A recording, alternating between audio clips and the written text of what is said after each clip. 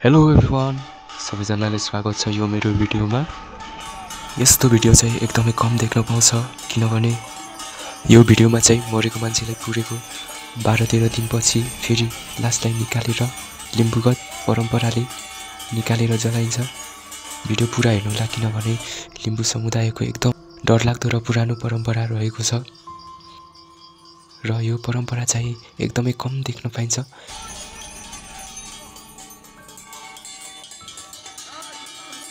च्यानमा पुगेपछि चाहिँ हाम्रो धामी चाहिँ एकदमै नाच्नुभयो र हामीले च्यान वरिपरि सफा गर्यौँ।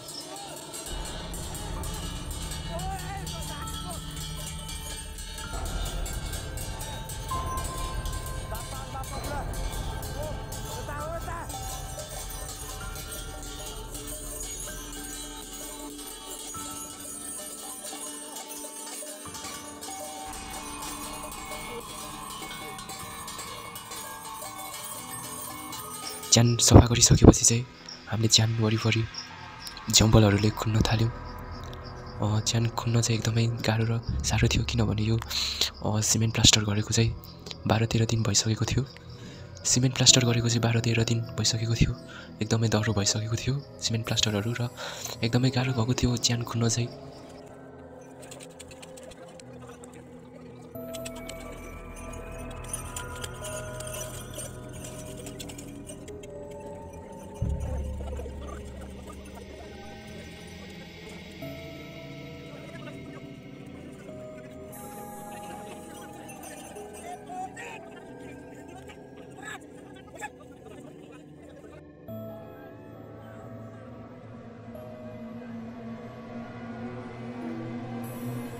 यति बेला चाहिँ रातिको लगभग 12-1 बजिसकेको थियो। पुरा एकदमै डरलाग्दो थियो।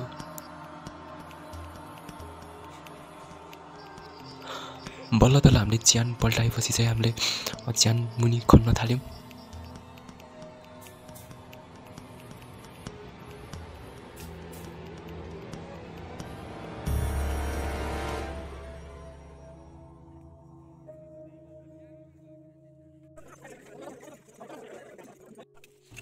खन्दै चाहिँ एकछिनपछि चाहिँ एकदमै नमिठो स्मेलहरू आउनु थाल्यो, नराम्रो स्मेलहरू आउनु थाल्यो। त्यसपछि चाहिँ सबैजना यताउता जान थाले, किनभने धेरै गनाउने भइसकेको थियो।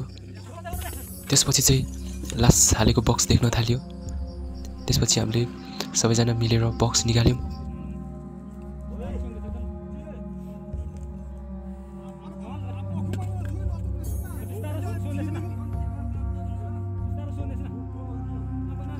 बक्स निकालेपछि चाहिँ पुरा त्यो बक्सको माथि छोपेको भागलाई चाहिँ उकाएर त्यसमाथि धामी चाहिँ धेरै नाच्नुभयो र लास हेर्दा एकदमै डरलाग्दो थियो। पुरा जिउहरू सबै सुनिसकेको थियो।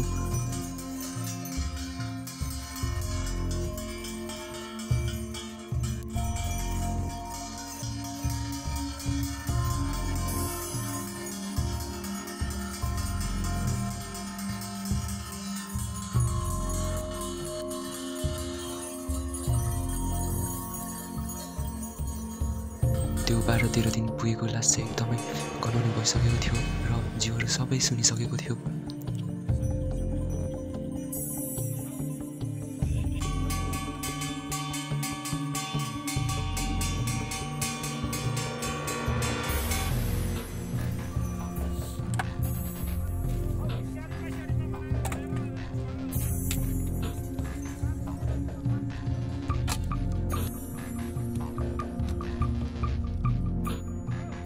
त्यसपछि चाहिँ हामीले च्यान खुनेको माथि नै दौरा राखेर त्यस लासलाई जलायौँ।